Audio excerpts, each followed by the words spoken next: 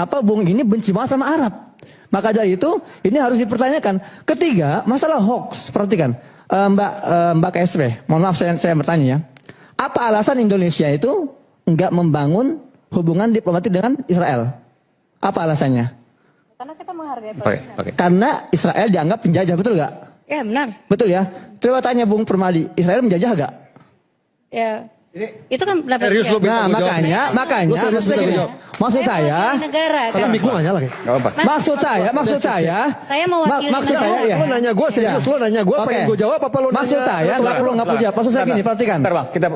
Kalau ada orang Indonesia mengatakan Israel bukan penjajah, maka dia sedang menginjak-injak kebijakan dan pemikiran serta keputusan para pendiri bangsa kita.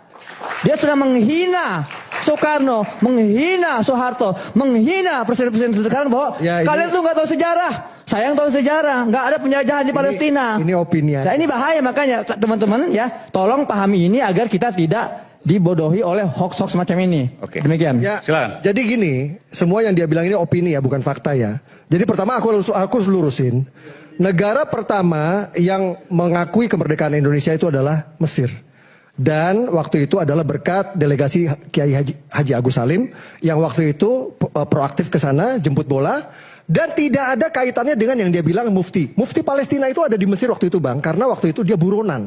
Jadi ketika Ottoman Turki kalah perang dunia perang dunia pertama, lalu provinsi Palestina ini diserahkan ke kerajaan Inggris. Jadilah bagian dari jadi milik Inggris. Namanya waktu itu British Mandate Palestine. Nah, karena waktu itu di bawah kekuasaan Inggris, si mufti Palestina ini kaburlah buron ke Mesir. Ketika delegasi Kiai Haji Agus Salim ke Mesir, ketemu nggak sengaja sama Palestina, sama si mufti ini yang lagi jadi buronan di Mesir. Lalu adalah cerita-cerita ini yang tidak ada textbooknya, sumbernya cuma dari meme, ceritanya begini, begitu, tapi ini pseudo history semua. Jadi ini bisa dibilang ya fiksi lah gitu. Anyway, jadi kalau kita balik lagi saya sudah sebut sumbernya ya. Silakan baca buku judulnya Diplomasi Revolusi Indonesia di Luar Negeri, tulisan Muhammad Zain Hasan tahun 1970. Jelas ya? Jelas gak? Iya. Buku apa yang dia pakai? Nah, coba apa referensinya? Lo semua yang gue bilang lo boleh cross check ke berbagai sumber, pasti isinya sama semua. Jadi emang nggak ada dasarnya, selalu nggak ada dasarnya. Ngomong sejarah. Intinya kalau kita ngomong fakta sejarah ya, fakta sejarah. Ketika 1945 sumbernya apa referensinya? Sumbernya lu boleh cek kemanapun, gue ngomong pasti benar. Kok kita suruh ngecek orang kita nanya sumbernya mana? 1945 tidak ada